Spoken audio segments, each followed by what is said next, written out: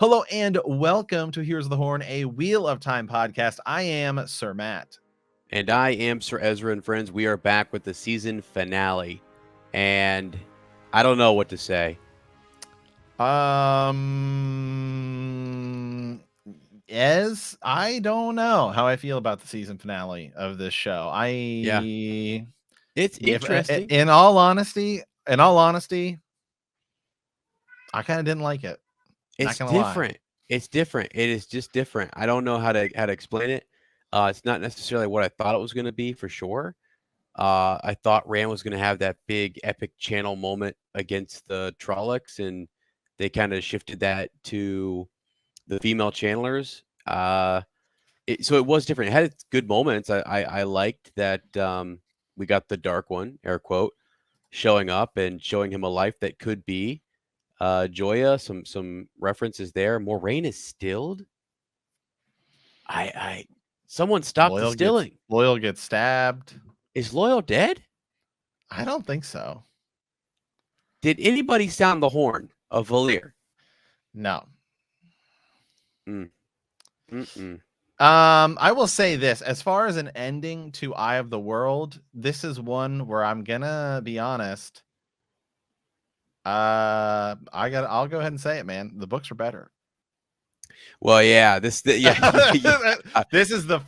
really the first time where I'm like, okay, right. Yeah, I mean, again, so this will be different because we'll be talking about the episode and we'll be talking about the season as a whole. And the season as a whole, solid. I feel very good about, and I feel very good about the show going forward. I will, however, say I felt like this episode sort of highlighted, especially for me, a lot of some of the issues that people have been saying this whole season. Mm-hmm. And I do generally feel like I did not particularly like this episode. I've liked all the other ones. I did not particularly like this one. That's not to say there are not cool moments and there's not cool things we can do going forward. Yeah. But I just the initial taste in my mouth is not something that I overall liked the whole episode, but there are a lot of moments I thought were cool, and there is building blocks for season 2, season 3. So overall, season 1 for me, I'll say this, is a success for me. I just particularly didn't like moments of this episode. Yeah, for sure. I think the whole season. Yeah. Not to interrupt you really quick. A great comment here by Deborah. This needs a second watch. I will definitely need to watch this episode again. Yes. I agree because I was like, again, there's a lot to track. And if you're a non book reader too, I think a lot of this too was throwing in tidbits here for book readers. Book readers want to say, hey, we want all these different things, all these different nods. We want all these references. But sometimes when you do all of those things, it can be a bit much. And they did kind of save a lot of it for this episode. So I feel like the episode went. I feel like the episode went over. I feel like it went over my head. And it might go over the heads of non-book readers. It's definitely gonna go over the head of. Definitely gonna go head of the book. Now, some people are saying here, look, they did not bypass the Great Hunt or the Dragon Reborn or any of these other things. As we talked about, it's an adaptation. You have to move stuff around. In no way, shape, or form did they bypass. And we've been saying, and actually, even more so right now, my theory that I've been saying for the past 3 weeks, that they're blending the Dragon Reborn and the Great Hunt into one season is even more confirmed. For me, they just 100% confirmed that the next season is books 2 and 3, because all of book 3 is Rand by himself wandering, away from everyone, and book 2 is the Hunt for the Horn, and 10 chapters into the Great Hunt, how does it start? Padan Fain steals the horn. Well, he just stole it. Right. So to me, we're hunting Padan Fain, we're hunting the horn, Rand's off by himself. We've already introduced Sangreal, which is a big point of this episode. So for me, next season is the Great Hunt Dragon Reborn combo. They're gonna parallel blend them.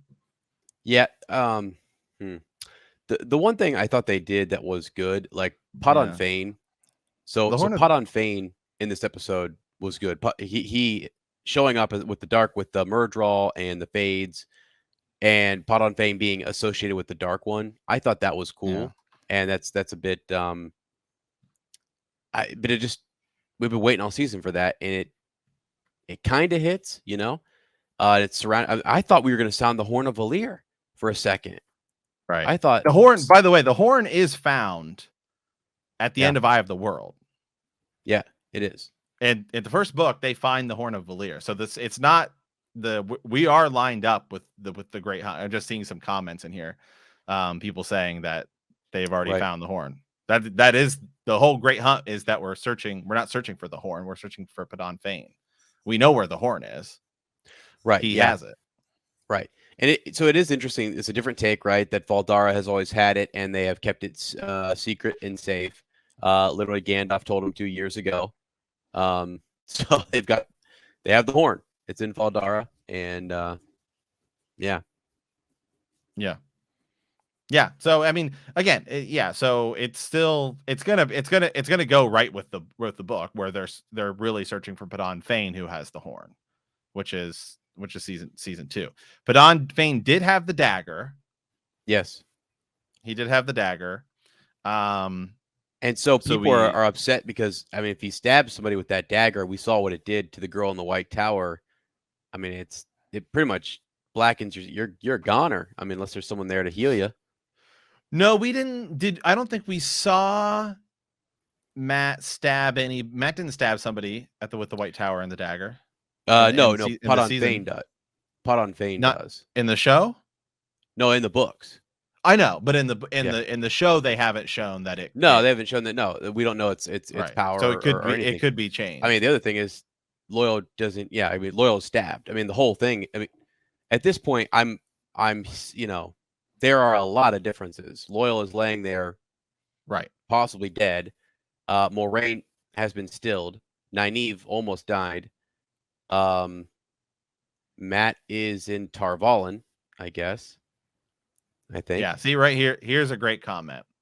Can someone explain the post-credits scene? Exactly. Because I feel like it's one line in episode 6 where and then you just see this group coming. I feel like it should have actually been a post-credits scene. Yeah, and I don't know if people, are they good or are they bad? They're channeling. They look interesting. Right. It's just an intrigue factor. That's all it is. It's just something to kind of be intriguing. I don't know. There were moments for this episode, like we were like, all right, let's talk about the good ones. Let's talk about because Valdara being held, Tarwin's Gap being held was awesome. I even thought it is interesting that the women channel and they link up and the whole thing, goes kind of crazy and they're burning out, but they won the battle essentially there, sort of. So, yeah, I mean, so stuff I liked. So we got more Nan. I always want to say Nan. Yeah. I guess we could call him that. What is it, Nynaeve, or is it Nan? Right. We got more Nynaeve, which was good. I thought the way they still sort of kept their relationship rolling was good. We saw Lews Therin, which was cool. That was cool. I actually thought the Moiraine and Rand conversations in the Blight leading up to it was cool. I actually think even Rand with, we know it's Balzamon, but they call him the Dark One. I genuinely thought that was all cool and all happening well. The shock factor, they went for almost too much shock factor in this episode. Like they had like 5 or 6 really shocking moments. And I think that along with the pacing of this episode, it causes just to be like a bit too much. And then they sort of are trying to like stuff book references in that are going over everyone's heads. Like the moment where Rand falls asleep and he sees Moiraine die. Like that should have been like your sort of one early episode shock factor. And then, then they did it a bit too much. After that. Yeah. So, like you said, just balancing all of it. I almost lost track that was Loial getting stabbed for a second. There was so many, kind of like blow you away moments that I see him laying on the floor getting stabbed. I'm like, what the heck? So anyway, yeah, and also I did like this. We're talking about moments that we enjoyed from this episode. Moiraine going all the way to the eye of the world and saying, "Yes, I'm going all the way to die." That she knew that from the If I get-go. That have was her to. plan. Yeah. Yeah, I did like that when they showed Lews Therin and they showed the world he lives in and how it's, advanced. I thought that Oh, was that I was thought that cool. was Yes, I thought that was cool. absolutely. Yeah. So, man, it's just a lot. There's so much to unpack from this episode because it feels like it was kind of it was all over the place. Yeah, I mean, so there are big reveals, right? There are reveals for I think it's to help some of the there's a lot of explaining that needed to happen because it's a really confusing point. Like, who is the dragon? What does it mean that he is reborn? And then Right. so you saw the Lews Therin guy in the beginning. We're connecting to this individual. That's the only historical context. I mean, you got a little bit about the dragon all along fighting to save the world, but then we got to actually see him. So, that should make sense to folks.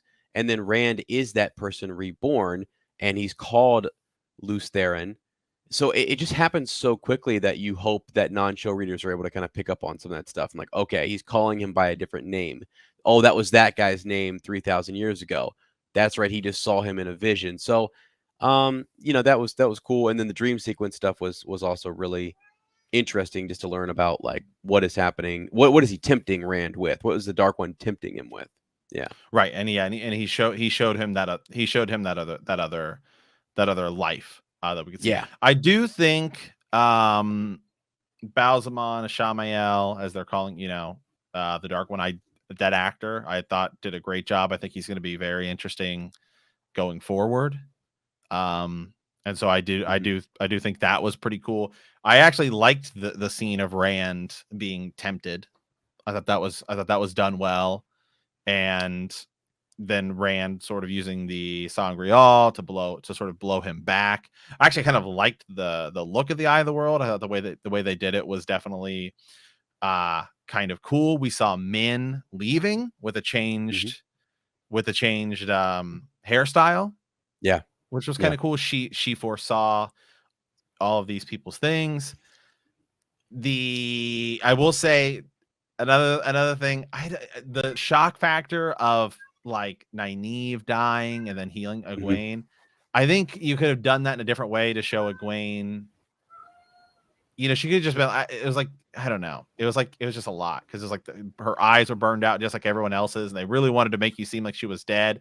And because they already did that in episode 4, when like you think Moiraine and everyone's dead, and then Nynaeve heals them, it felt to me a little weak because I felt like we already saw that earlier this season. And if that's a thing going forward, like book or show comparisons aside, if you're just going to keep doing all these like big shock factor deaths and then immediately fixing it, it begins to lose its impact over time.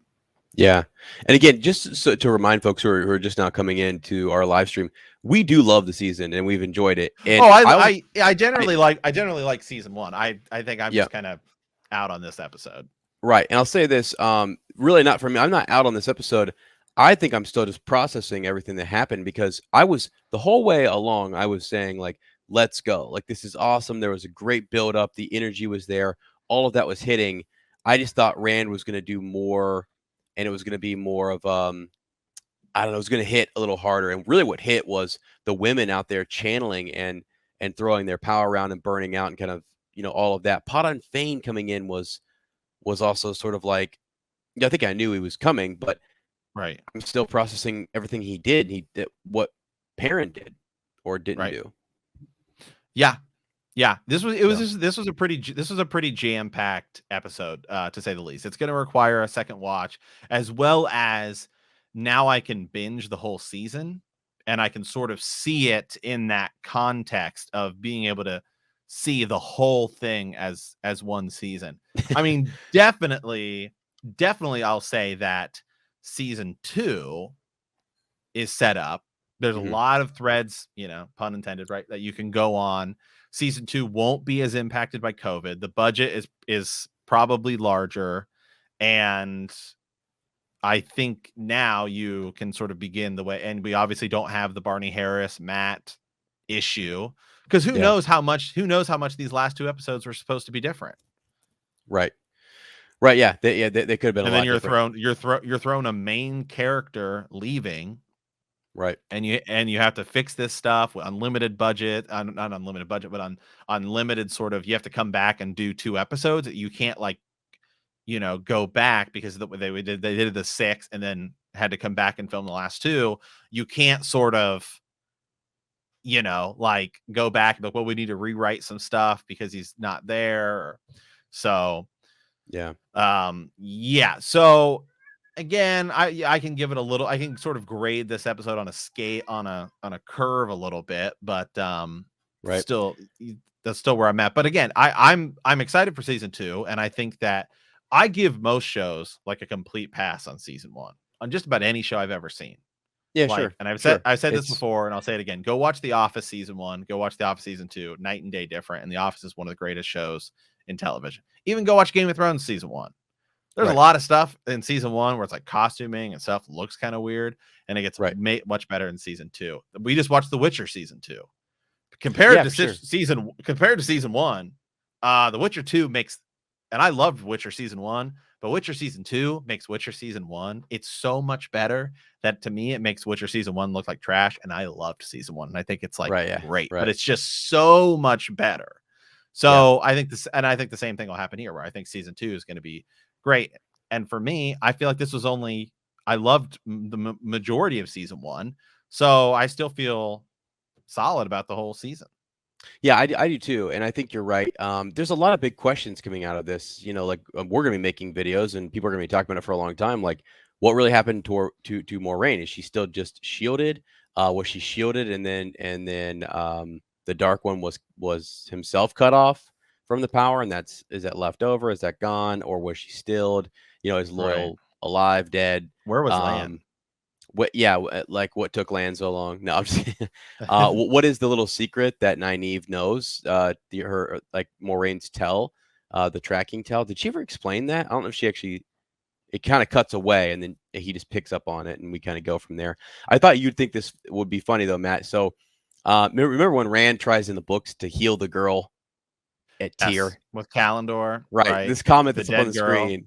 Yeah, Egwene's new power is that she can heal the dead. All right, Rand couldn't do that with Callandor, but now Egwene can. Yeah, kind of funny. So yeah, I don't know, but I'm still thrilled. I think I'm just processing all of it because it is so. So I guess what are your thoughts? What are your thoughts, sort of, on season 1 as a whole? I would say. Yeah. As a whole, I think it's fantastic. Now that we're through one season. Let's go back to a point, and there'll be a thread here all the way back to episode 1. But what I saw in this episode with Nynaeve and Lan, that relationship just keeps growing on me. That was even more. I thought, okay, we're not going to get more of that because it's the final episode. No, they continued on and developed those characters and their relationships, and it was everything it should be. So that was great. And that, if you watch that from episode 1 all the way through, it really lands, and they really do a good job. What was a bit abrupt was, again, it was the way they handled Rand, is that there was less like he's there in the beginning. We understand he is connected with everyone else. They're pretty well balanced, I guess. And then as we go along, he sort of takes a back seat a little bit. There's subtle little references. I thought the last episode, when he's landing those arrows and he's doing his thing, he's the Dragon Reborn, I thought that was fantastic. So that was a high moment.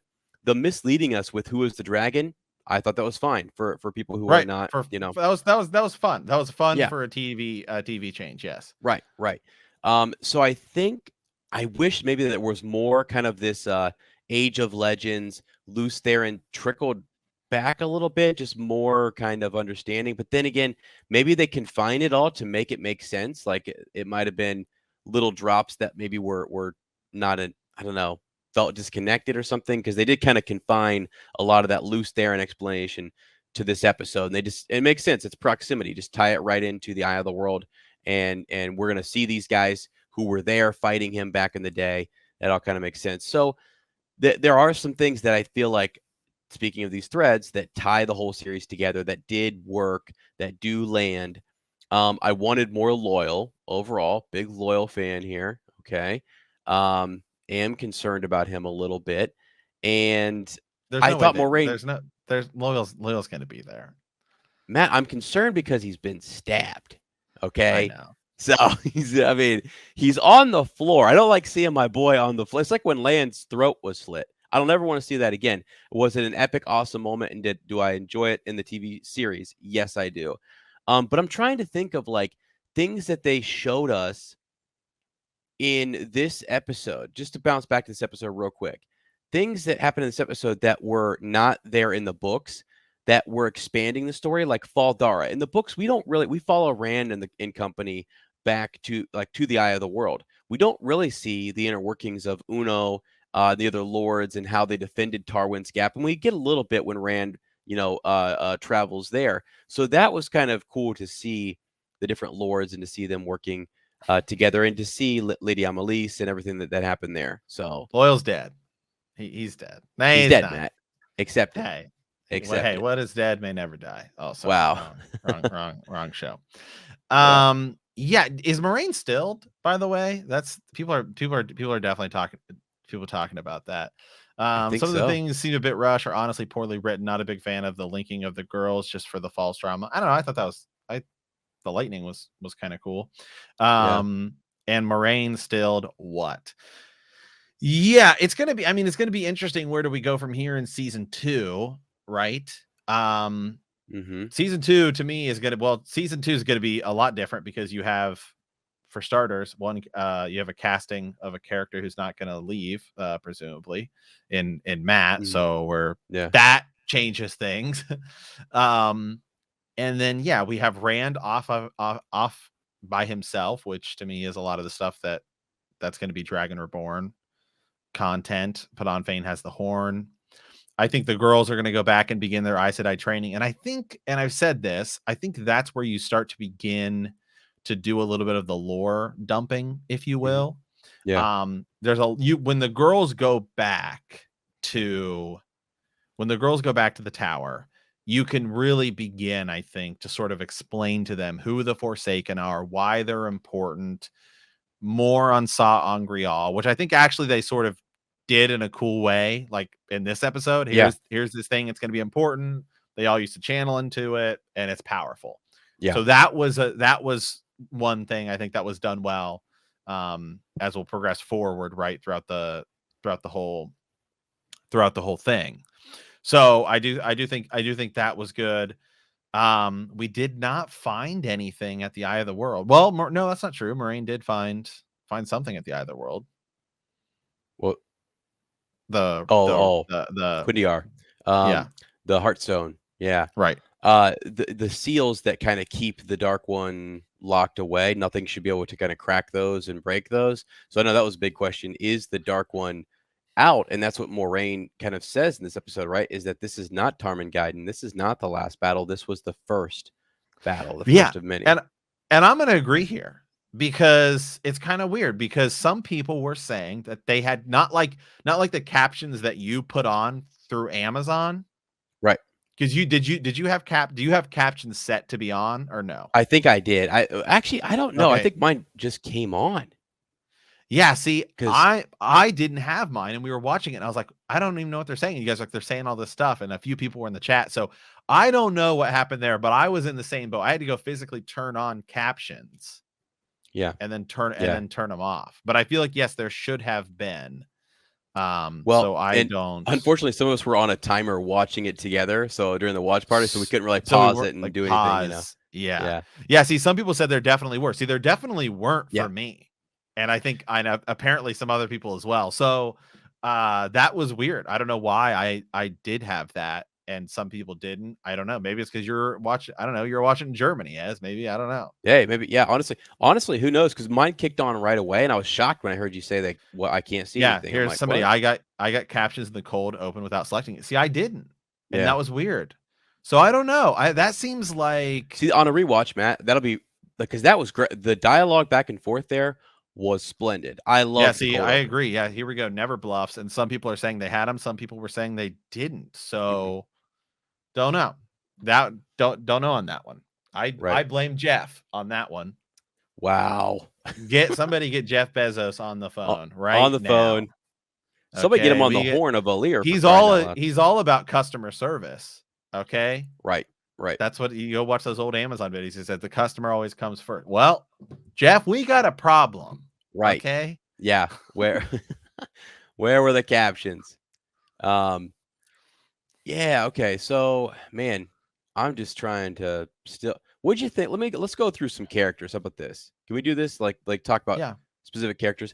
Let's start with throughout the season or just the whole. Well, let's just go with this episode first, and then we can talk season here in a second, because this episode's interesting.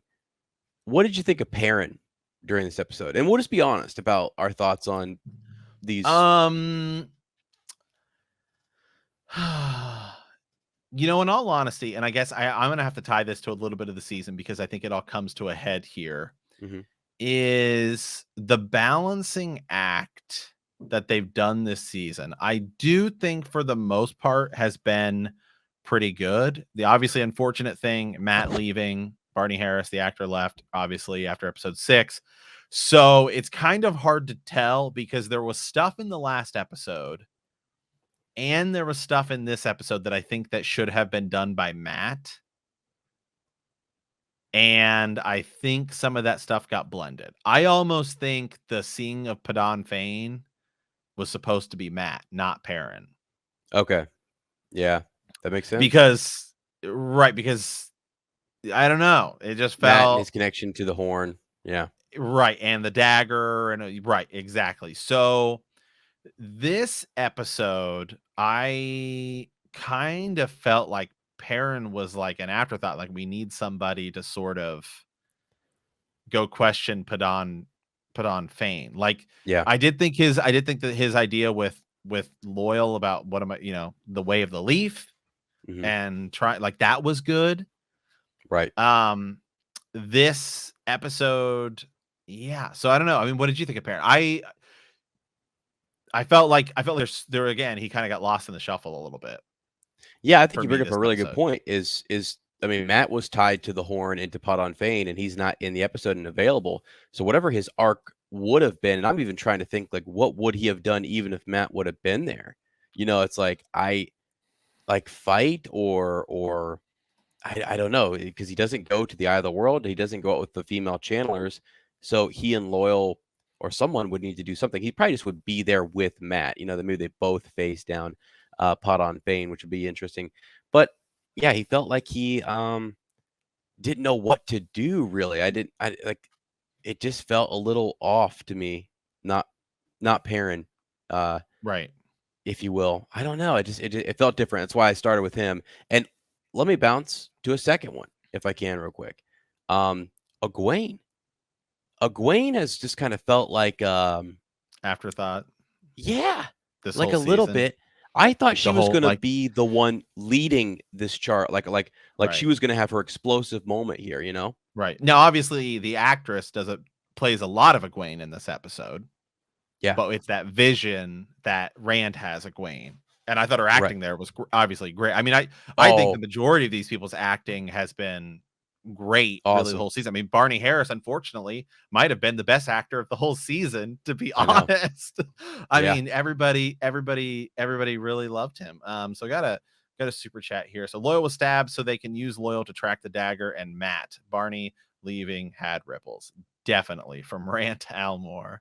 Wow. Hey, I like. Okay, that's interesting. Definitely had ripples. Yeah. Okay.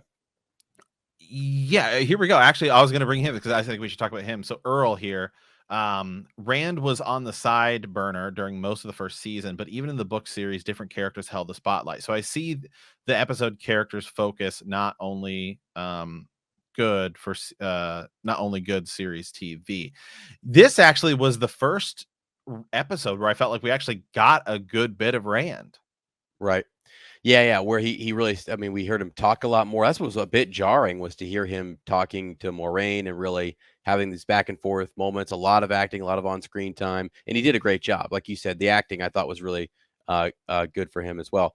But and we have to. I mean, we push him forward in the Right. last episode as that guy who's the dragon, and now he's got to step up, and we need him for context, and we have to compare him to Lews Therin. So, and it is good. There's so many characters. The problem with the Wheel of Time is that you have so many characters. You just brought it up too. Like if Mat's there, God, it eats up more. He has to be paired with someone, and it's got to be Perrin for the time being. And then yeah, Tom later. Yeah. I think that in season 2, one of the things I would do is I would go the Game of Thrones route where, and I mean, again, it's sort of some of the way those books are written. Like in Game of Thrones, you would go like, especially like once you get into like seasons 2 and 3, like you go back and watch the episode. You don't cover every character in every episode.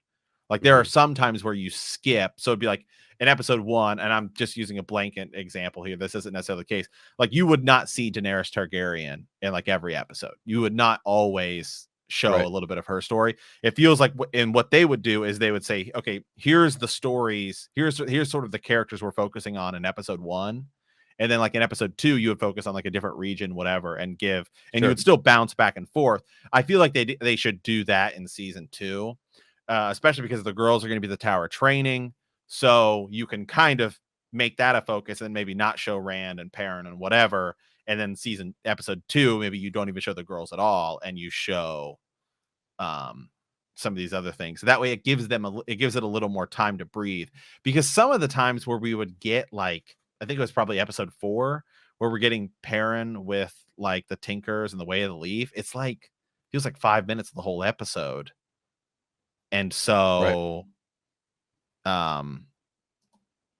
you know, sometimes it just feels like it gets lost. Yeah, for sure. I mean, it was just one of those things where it's hard. It's hard to balance. Yeah. I didn't get the captions because I'm a dark friend. Some other people did too. So wow. Yeah, going forward, you're totally right. We'll do more of that, bouncing around to different regions because they're going to split up, right? I mean, Rand's going to go do his thing now. We got some people are in Tar Valon. We'll have Seanchan scenes now. We're going to head to Falma, blow the horn, all that good stuff. But Stephanie's in here. Here we go. Yeah, so that was a ride, wasn't it? Yeah, it was. It definitely was. And it's something that we've been talking about a little bit here, just in terms of, I was real juiced up for the first half of that episode, and then I got overwhelmed. I was sort of like, "What is happening here?" Because it's like daggers to the chest, man. It's like, okay, Rand is winning, but a lot of bad things are happening, right? Like he's beating the Dark One, but no, Podon Thane is revealing to us that like we wanted him here, we needed him here. Someone had a really interesting comment, like, "What is a ta'veren?" And has the show explained that for non-book readers yet? I mean, just that they're special characters. I don't know that there has been some line or some talking about it in the show a little bit, but not extensively. And even in Eye of the World, there's not really a lot of extensive talk about it. But Podon Thane uses it here, so that's interesting. So that's a big question coming out of season 1. I'm sure non-book readers are going to be saying, what does it mean to be ta'veren? Why are they so special? Why does the Dark One need them, per se? And yeah, because that was the whole thing. Like, you know what I mean, Matt? Like stuff was good. Rand was supposedly beating the Dark One, but like Nynaeve is dying. Like the battle is won, but at great cost. The horn is stolen. Uno and all those guys that we like are being stabbed. Loyal's being stabbed. Mat's turning to the dark. Moraine is stilled. Like, it's supposed to be a good moment. And I think what's so jarring for you and I is, after the Eye of the World, when you read that book, how epically awesome do we feel? Like, we're sad because of the Green Man dying. And, you know, I mean, I don't know. Like, I felt like we had more really epic feels, and the prophecy is quoted at the end about the dragon riding again on the winds of time, and all these epic things are happening, and you didn't really feel like we weren't left on that happy feel. And again, I get that it's a cliffhanger to take us into the next season, but that's why it was so jarring, I think, for me. I'm trying to figure out, but I think it's the feeling because we should have won something. And really, Rafe showed us in this is the first of many battles, and this is not over. No, definitely not. And again, yeah. Hold on. There's so much in the chat. Everyone's really going back and forth. A lot of people really like it. A lot of people didn't. Some people were in the middle.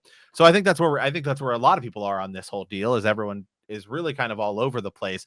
And I guess I'll ask you guys in the chat, thoughts on the season as a whole. Maybe not even necessarily just this episode, because that is sort of the bigger question now is, what did you sort of think of the season as a whole, and then where do we sort of go from here? Rand leaves and he was sort of staring at the spine of the world. So is he going to possibly meet the Aiel earlier than expected and maybe by himself? So does he not meet Elaine next season? Do the girls meet Elaine? And maybe Rand and Elaine. Somebody said it in in the live stream I did yesterday. Somebody said it in the live stream yesterday, something about like maybe Rand actually doesn't really meet Elaine until season 3. Like maybe again, we blend the next 2 books. It all takes place at Tyr, and then the girls are there when the Horn of Valyr is sounded and all that stuff, which would be in season 2, potentially sounded in Tyr. And then Rand meets Elaine then when the girls are all there. Yeah, so something to further your idea, Matt, you've been talking about this idea of everything being in Tyr.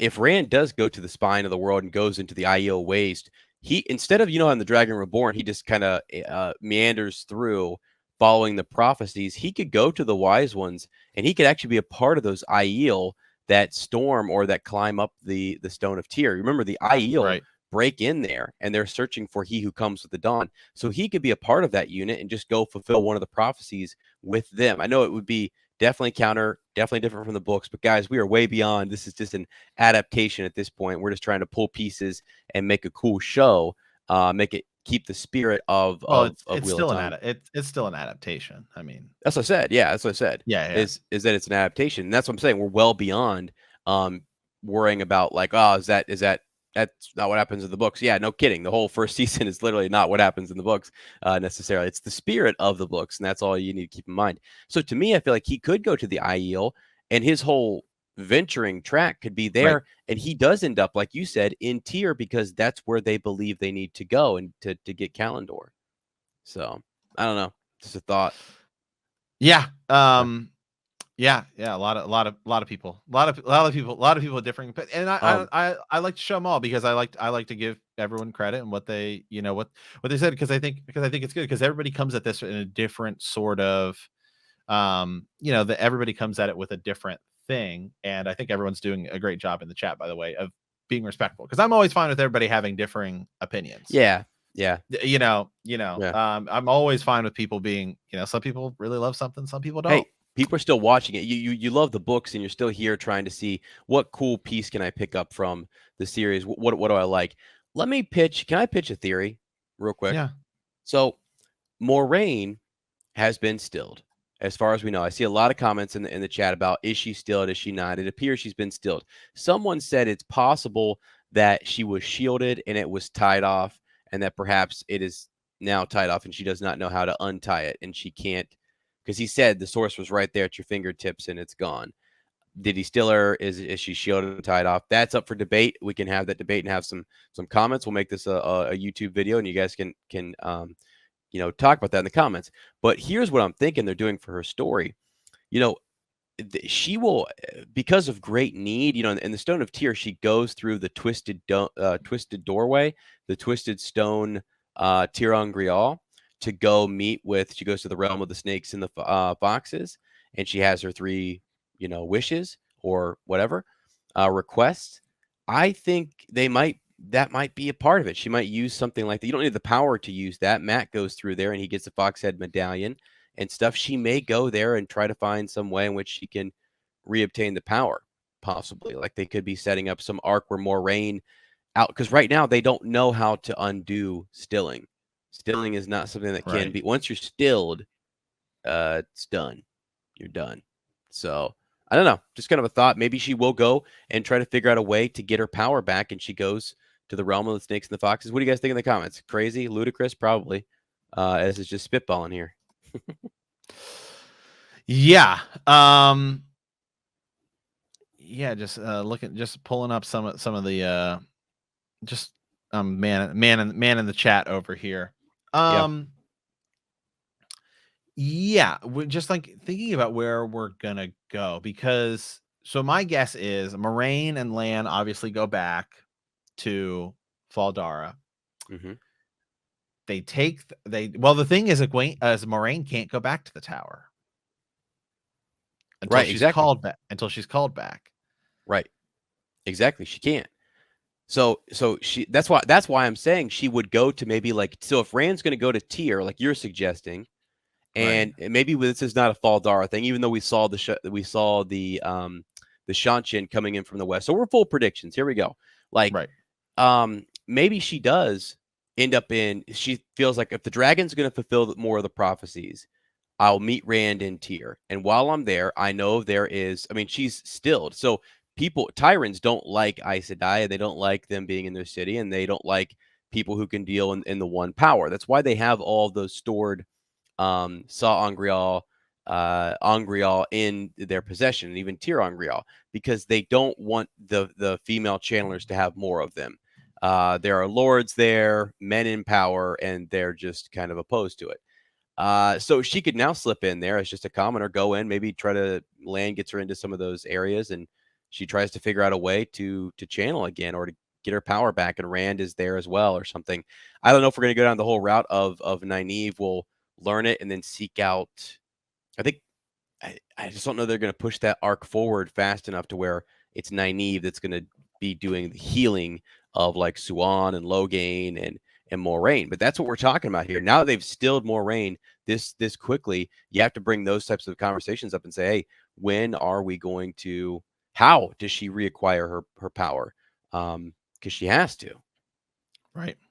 Yeah. If it ended on a victory, feel what non-book reader is going to come back for. Moraine is shielded. Think of Logain's severing. Yeah. Yeah, interesting. So, I mean, again, that's the feeling here is. Well, that's actually I have an idea on that, but go ahead. No, just the feeling is like I was saying before. It's why we're wrestling with this is because it is such a. I mean, Moraine is hurt and injured at the end of the Eye of the World, but great things happen and it feels more epic and like everything's okay. Right now, nothing feels like okay. Moraine doesn't feel. She's our leader, she's our Gandalf, and I'm like, what the heck? It just feels. What if Moraine will be taking on some of Siuan's arc? Yeah. It's Moraine and Logain. Yeah, it totally could be, and it could even be that. Again, if they go with Nynaeve and maybe she learns more things along the way, it could be that Nynaeve heals both of them at some point. That could just happen earlier. It doesn't have to happen like the Rebel Aes Sedai camp. So, but yeah, she definitely could be, because she was kind of sympathetic to Logain and understanding that the Reds were out there gentling men without a trial, and Liandrin kind of gamed the system a little bit, set this up to gentle Logain, or to to gentle Logain, and so she might find common, ground with him. Yeah, thank you, Alan. By the way, I'm pretty sure if you are stilled, you are no longer held to oaths. That's true. Yeah, that is true. So that makes it interesting. Oh my gosh! And hey, great point, because at the end, Rand said, "Tell them I died," and she said, I can tell no lies, right? So that means either one of two things: either she is just shielded and the power is still, the oaths are still there if she's shielded, and it's tied off, which I don't think it is. I think they're implying that she's been stilled. So if that's the case, she can lie, Matt. She can tell that lie and say that the dragon died there, but she then goes on to say that that's not who Moraine is. The cause must go on. He needs his time to do his thing. She will pick the quest back up and say, how do I find him? Where do I meet him again? But she's got to deal with her own. her own issue right now, which is that she's freaking stilled. Yeah. So what do we think next? So next season, the Sean Chan are going to be an issue. That's pretty apparent. White Cloaks. Yep. Well, so Logain hinted at it. There's a growing tension out away from the White Tower. He said to the Amaryllis seat, the further you are from this tower, the weaker you are. Your power dwindles, right?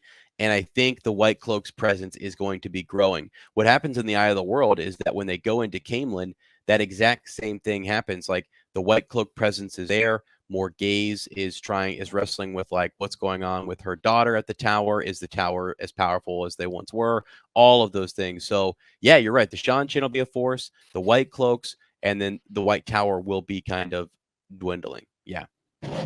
Yeah. Alan's saying here also non-epic fight is to prevent Goku problem. So that's obviously that's a Dragon Ball reference. Yeah, I mean, so one of the things in Dragon Ball is that Goku's always the guy for just about like 9 out of 10. I would say 99 out of 100 fights. Pretty much outside of the Cell saga.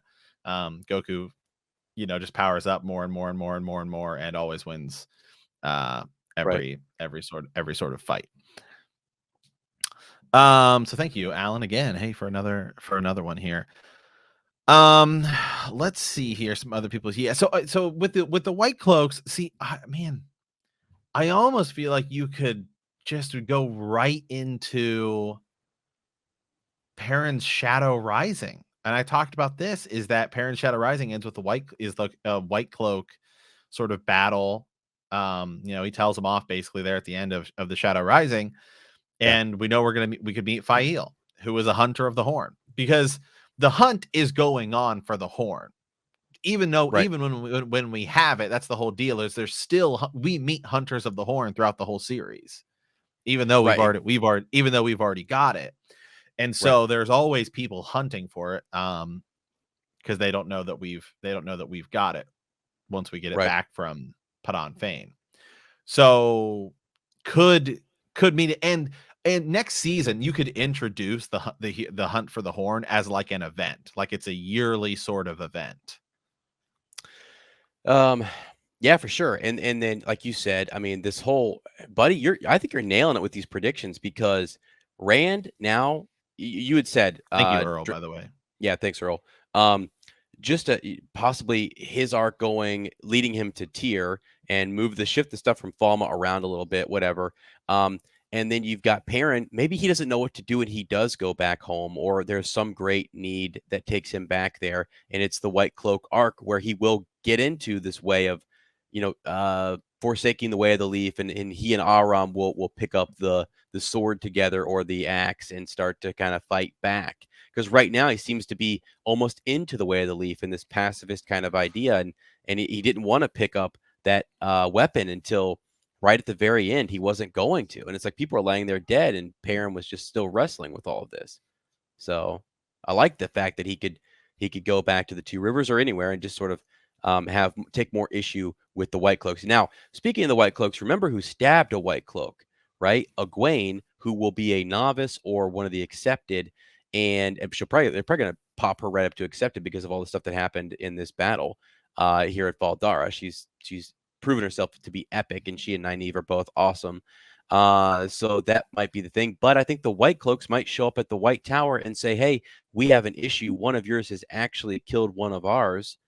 I don't know how far that's going to go, that's going to, just kind of increase some of that tension, but I imagine it might. So. Yeah. Some great comments here. Matt is gone. It's only Loyal now. The cast has been replaced. All hail Loyal the Gambler. Oh my, could you imagine? And Matt is going to be interesting. So we do see Matt head back to the tower, whether it was reused footage or whatever. And so it's going to be Donald Noy. It's not Donald. Is that his name? Donald Finn. Donald Noy is the reader. Donald Noy is the Who's that? He's the armorer in Game of Thrones. Yeah, He's yeah. Oh my blacksmith. gosh. He's Oh my gosh. Not Donald Noy. I wish Donald Noy is freaking sick. No, Oh Donald my god. Finn, I believe, is his name, right? Yeah. Who's in season 1 of The Witcher for like one episode.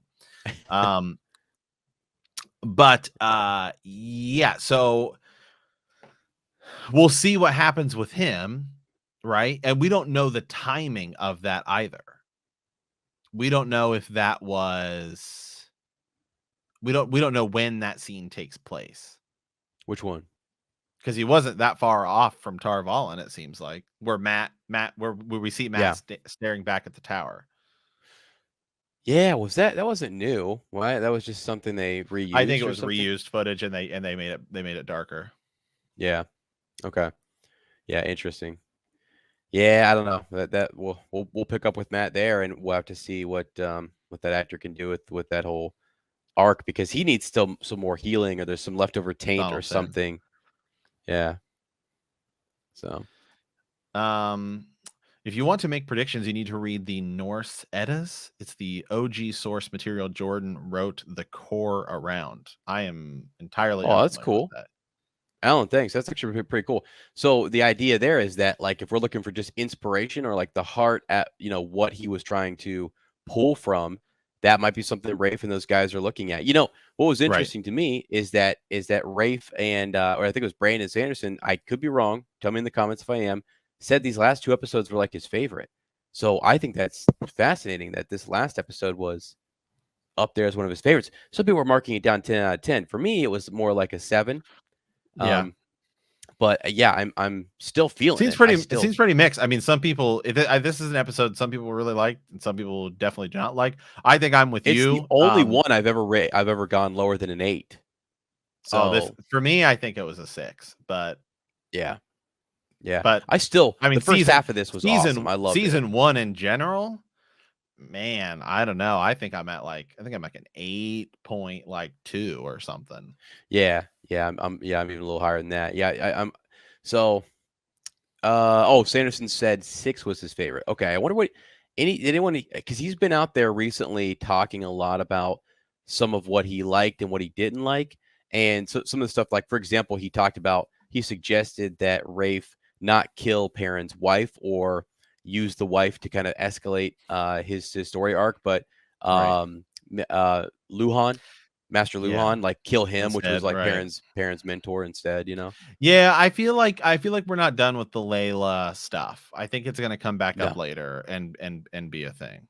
Yeah, and it's definitely something that other people. It was nice to hear he like Perrin and Egwene were settled and they were good and everything seemed to be patched up, and then they're gonna like that. We can move on from that, but Perrin still has to deal with Layla and her loss, and then maybe acquiring, like, if and I say acquiring, sorry, the story will acquire a new character, Faile, and Faile will come into this hopefully, and we'll get kind of we'll see what we'll see how that goes. We'll see how she handles the idea that he accidentally killed his wife. Does he tell her? Does he lie to her? Does he not disclose that information? That'll all be really interesting. So yeah, I will say again, I need a second watch on this. I definitely need a second watch on this. Well, I do believe we're gonna have a second opinion coming in. A second opinion here coming in here. Shoot, did you set that up? Did we send the link? Link? I got him the link. So we're gonna have Sir Ryan come in here in just a few minutes, guys, and then Sir Ezra's gonna pop out just because it's 3:00 in the morning. As man up. Okay, I don't know how many times. I don't know how many times I gotta say it, but I know. It's all right. It's all right. You have some editing to do tomorrow, so. Well, that's what I was gonna say. I've got to get the Christmas episode, and I gotta get this episode out. Yeah.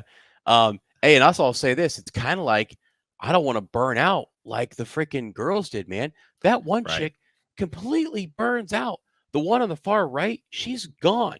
And then Lady, did all 3 of them die, Matt? Did all 3 of those individuals burn out? I do believe so.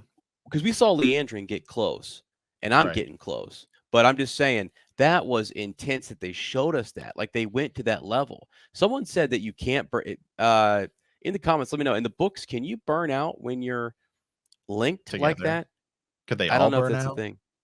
I don't know. I don't I know. can't remember if that was a thing in the books that there's a lot of technicalities and a lot of rules surrounding linking and the how big the circle is and all that kind of stuff. Was Right. cool that they kind of formed that circle And though. Nynaeve may have actually died. And they didn't really. What some people are saying, to me, it doesn't really matter whether she actually died or not, because but Egwene saves her. Right. So regardless, hey, shout out to Stephanie here. You got to remember, this wasn't just an adaptation of just the Eye of the World, but the series as a whole. I'm very interested to see where we go from here. Yeah, because there was a little bit of new spring stuff. Yeah. Yep. And we've talked about it. I think power scaling wise, they're way further along. And some stuff character development wise, they're way further along. Like Nynaeve and Lan's relationship is way further along than it is by the end of the Eye of the World. Like way further, which is fine. I'm here for it. Right. Yeah, no, and I appreciate Stephanie putting this comment up here, and thank you so much, because like I do always try to be optimistic and pull the best from the episode, and this is definitely an adaptation of the Eye of the World, and they're pulling from the whole series, and Rafe has said that he's trying to make something that's new, but that is, it expands the stories. It show us those, like it showed us inside Fall Dara during this time. We did not get to see this, so I always look at that as a positive and a bonus. Like we get to see Uno and what would have been an Inktar, or Lord Agomar doing his thing there. By the way, God, is Lord Agomar dead? He's a goner. Did he die? That went right through his chest. Right. So there's a lot of things going on there. But again, Stephanie, thank you, because I always try to take that approach too, which is just like let's pull from the best bits here, and what do we like about it, and then we can improve here. So, hey, some people are saying dead is dead. If it's impossible to heal, if it is possible to heal dead people, they need to balefire everything. And there is a moment later, and I make jokes about it on the podcast all the time, about Deader and that girl Rand tried to revive with Kalendor, which is in like book 4. Beginning of book 4, where this girl's dead, and he tries to bring her back from the dead, and he can't. So maybe Nynaeve's not like fully dead, and Egwene heals her. I don't know. That I just sort of viewed that as what it is. I guess I'm not reading nearly as much into that one particular moment, I suppose. Well, yeah, and then being burnt out, we don't really, I mean, it looks like I don't know what that really does to your insides, or the whole, I don't know how it all, the anatomy of it. And I thought the moment with like Egwene healing her, like you'd get that graphic, like how Nynaeve kind of, or the CGI where she does that big healing bubble, right? And it healed a lot of people. I guess they didn't want everyone else there healed, just Nynaeve, right? I mean, so yeah, I thought that was interesting. She was just mostly dead. Yeah, a lot of people are saying just mostly dead. What does that even mean? Goodness. If Moiraine isn't healed in the first episode of season 2, I'm out. I'm sorry, but she's my favorite character. Well, and again, go ahead. No, go ahead. Well, that's off-putting. Matt. That's the thing. We love Moiraine, and it is just kind of strange that she's been stilled. Like just, I didn't think she was stilled. I thought she's defeated. It's whatever. She's lost Rand. She's going to give that whole speech, but she's not stilled. The extra like punch to the gut is that she's stilled, which now has me just thinking about all the different ways in which she can get her power back. So yeah, I'm with that commenter. Like, I think, we got to get it back soon. Right. So what do you think, by the way, of they're doing a lot of, because there's moments later with Moiraine where something similar may happen in the books. And like, I don't know. I feel like we talked about this a little bit earlier. The sort of shock, like, so in episode 4, Nynaeve heals everyone, but that we think is dead. And then here Egwene does it. Right. Once you've kind of done that, if you do it again, then it sort of loses it's kind of like, in Superman 2, whichever cut it is, the Richard Donner cut or the original cut, where he just reverses time, and it's like, well, that's the same thing he did in Superman 1, right? So it just doesn't feel as cool. So, I mean, that's why I think she might not go just get healed by Nynaeve. I think she'll try to find her own clever way. And there's other realms, there's other places she can go for magic and power or gifts or whatever. I think that's where we're going to get into different realms, and I think she might do that earlier than we think. So did the Dark One win or lose? I'm confused. Actually I've seen a handful of comments of there. Right. Again, so she said it seems like, so let's explain the stone, the Quindiar. I think, and I hope I'm saying that right, it's Heartstone, and it was made with the one power. It's indestructible. Nothing can scratch it. It can't be broken. You talk about like a lot of the swords and weapons back in the day were power wrought, made with the power, but this was a special stone that was made with the power that could not be broken. And they used 7 seals on the Dark One's prison, and he's sealed that way. Those seals, that crack that we saw, basically is, I think they're trying to represent there that the Dark One's prison has been broken, and that by getting Rand there, that's what we all thought. It's a trigger that triggered this release. So, yeah, I feel like that's where we're at with that. I mean, that's why they showed that. That was to, again, they don't really explain. They do talk about it. What could this mean? And you're supposed to kind of infer that, okay, something's wrong, something way more power. Either Rand's super powerful or this triggered something. You go back to Podon Fane's comment about the ta'veren and him being the dragon, and how the Dark One needed them as well and wanted them there. And I guess that's part of what that was all about. So, yeah, and it's yeah. Do you? And I'll ask the chat too. Do you guys think? Because I do think some of this stuff went over people's heads. Yeah, for you especially mean just non-book readers? Non-book readers. I think the parts that did are, again, explaining, understanding who. Now they did a good job of Matt. So they had the guy with the fire eyes, right? He shoots an arrow into him, and he becomes someone else in the dream. That was cool. That was good, because that helps you bridge that gap of like, this is a fiery-eyed guy who's now played by a normal person, and he's dressed like that guy from the beginning. So you start to kind of, because I think of your mom who watches the series, right? Trying to put those pieces together. She's going to ask me all the questions. Yeah. Right. Which is great. Yeah, no. So, but I will say the people that have, so like my fiance is watching it, her family's actually watching it, and they're like asking me a lot of questions. They're like, so wait, what happens here? What's happens here? And they're like not the kind of people, because they watch like Game of Thrones, they were just like watched it, whatever. Right. But they like are intrigued by this work, like they are intrigued and want to know a little bit more about it. Yeah. So that is, I do find that interesting, that, you know, non-real, I mean, like you're talking like the ultra mainstream people are getting more and more sort of intrigued by it, which I do think is a good thing for the show. And I will say, again, just because, you know, there's a lot of, in the chat, people sort of, a lot of different opinions. I still feel like season 1 is a big success.